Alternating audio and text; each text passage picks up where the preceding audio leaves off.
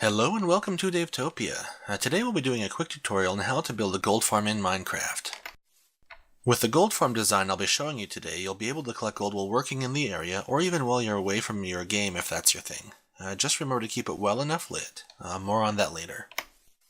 As you notice, I built my gold farm near a mushroom island. Why? Well, partly because hostile mobs won't spawn on a mushroom island biome, so it's a pretty safe area. Also, I picked here because it was near the edge of my world, so that lag wouldn't be an issue for friends playing my world. There's a glowstone house my son is working on. It used to be on the other side of the gold farm, but it got erased when I resized my world. His old one looked a lot better in my opinion, but either way, it's all good. If you've been following my videos, you'll notice this looks different than it used to. Now that we have hoppers on the console editions, I've added some in to make my gold farm more efficient, and so that I don't have to keep going up and down to collect the gold from my dearly departed zombie pigmen friends. Thanks also go to Shady, one of my subscribers who requested I put up tutorials on how to build iron and gold farms. He has his own channel on YouTube, so feel free to give it a gander when you have a chance, and I'll post the link down below. There are plenty of ways you could set up your own gold farm, as well as how you can organize the chests and hoppers beneath it, but here's one example. Later on in the tutorial, I'll give an example of another setup which works just as well and talk about a few other options you might have. Most of them would look a lot nicer than this one here does, and require fewer resources to implement. There are lots of different ways you could build a gold farm, plenty of different shapes and designs.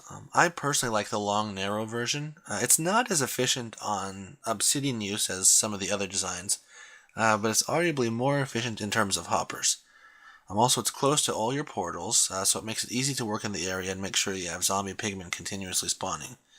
And there are several different versions you can do of this design. Another popular version is the cube design. Cube designs make a more efficient use of obsidian, and also more efficient in terms of how many fences you have to put around the edge of it, but it's probably a little bit less efficient in terms of hoppers and chests. Also, it makes it a little bit harder to check all of your chests, and I'll show you a little bit about how to get around that later on. There are a few things you need to have to be able to build your gold farm and make it efficient. First, you want a light source. Zombie pigmen are monsters, so they won't spawn if you're on peaceful. But not only that, you don't want any hostile mobs spawning in the area, so you need lights. Especially considering that zombie pigmen spawn most on hard. So you definitely want to make sure you light up your gold farm and anything in the area. You'll also need plenty of obsidian, or you could use lava and water buckets, which I prefer to do myself. You'll need building material for your frame, so wood planks are an easy one to use that looks nice. You could also use cobblestone or just about anything else, and need a few stacks of that to start off with. While dirt isn't absolutely necessary, it is pretty nice if you want to be able to grow crops or trees. Also, if you're doing the method that I'm going to show you of using lava and water buckets to build your nether portals, dirt is really easy to work with for building the frames for that. You'll want 30 or so ladders for a start, flint and steel to be able to light the portals themselves, trapdoors so the zombie pigmen fall, fences to surround your portals so you don't have zombie pigmen walking everywhere. You also need some food to eat, especially if you're not on peaceful while you're building this. And I do recommend that you are on something more difficult than peaceful so that you have zombie pigmen spawning and giving you gold while you're building it. And if you want to be lazy like me, you'll also want to have plenty of hoppers and a plethora of chests. Now if you need more iron to build more hoppers, how about building an iron farm? Note that this version is specifically for console editions, although it will work on the PC if you're playing a version prior to 1.8. After 1.8, you have to actively kill most, if not all mobs to get the precious loot, so these farms would need to be slightly redesigned to work on versions after 1.8. Keep in mind that, if you follow my instructions, the modifications to make these farms work after 1.8 will be pretty easy to do.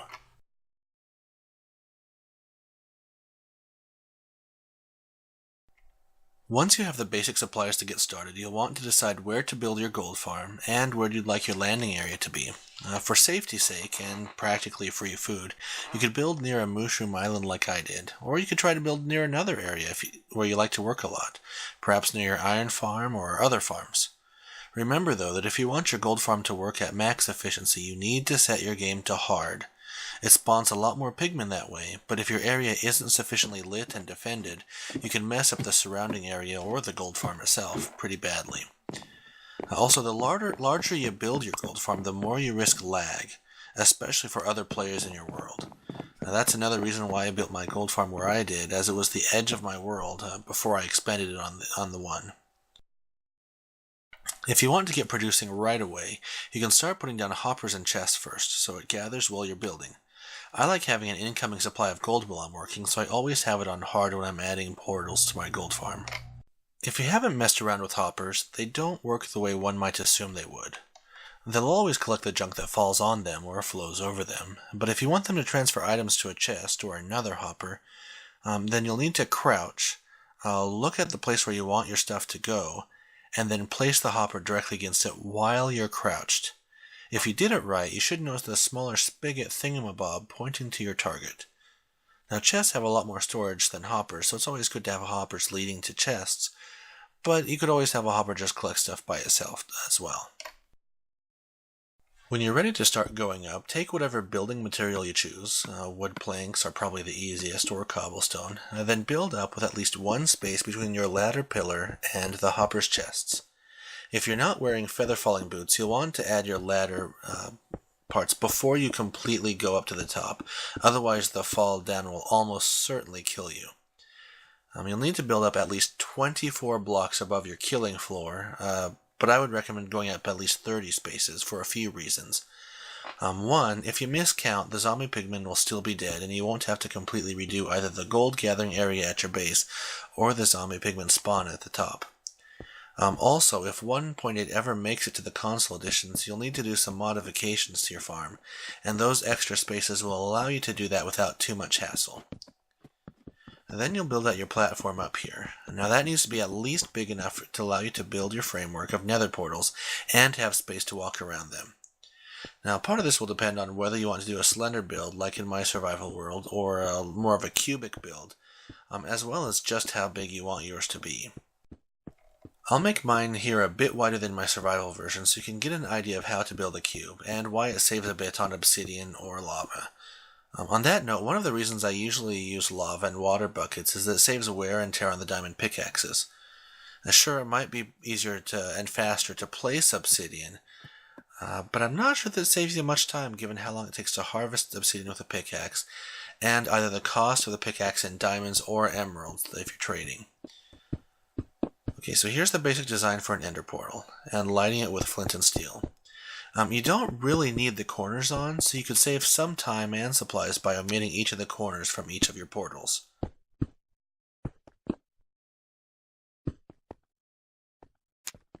So here's how you would do it if you're working with lava and water rather than obsidian blocks. Once you get the hang of doing this, it goes fairly quickly, and you can set it up so you can have several lava blocks going into obsidian with a single water bucket. Note that when you're not on creative, after you dump the water out of your bucket, you have an empty bucket in your hand, so it's much easier to dump than gather the source block on survival than it is on creative. And that way you don't have to get too much water everywhere. If on your tower you do have items that can be washed away by water, for example, say you've already planted some crops, or you have a rail system that leads to your tower, or something like that, you may want to wall off the dirt or something so that you don't make too much extra work for yourself.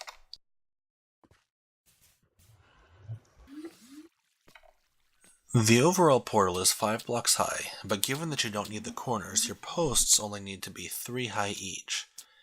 Then you'll finish with the top 2 blocks for each of these, and you're done building that square.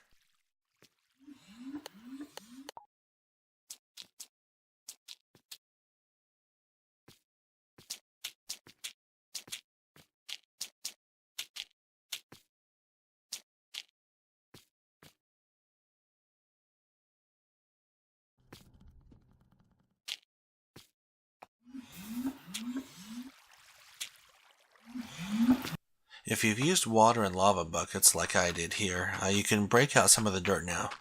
Leave the dirt on top though, because you don't want your zombie pigmen to be standing in direct sunlight. You'll place your trapdoors all around the inside so that the pigmen think it's safe to walk around, and then they'll fall to their death and to your enrichment. Light the nether portals, not the dirt like I did. Place fences around the outside to keep the pigmen where you want them to be.